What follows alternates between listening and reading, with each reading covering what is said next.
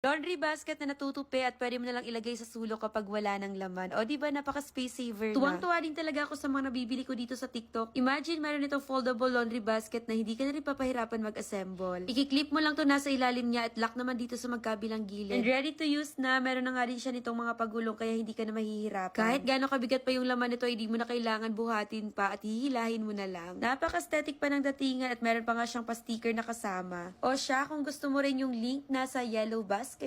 Laundry basket na natutupi at pwede mo nalang ilagay sa sulok kapag wala ng laman. O diba, napaka-space saver na. Tuwang-tuwa din talaga ako sa mga nabibili ko dito sa TikTok. Imagine meron itong foldable laundry basket na hindi ka na rin papahirapan mag-assemble. Ikiklip mo lang to nasa ilalim niya at lock naman dito sa magkabilang gilid. And ready to use na, meron na nga rin siya nitong mga pagulong kaya hindi ka na mahihirapan. Kahit gaano kabigat pa yung laman nito, hindi mo na kailangan buhatin pa at hihilahin mo na lang. Napaka-aesthetic pa ng datingan at meron pa nga siyang pa-sticker na kasama. O siya, kung gusto mo rin yung link, nasa yellow basket.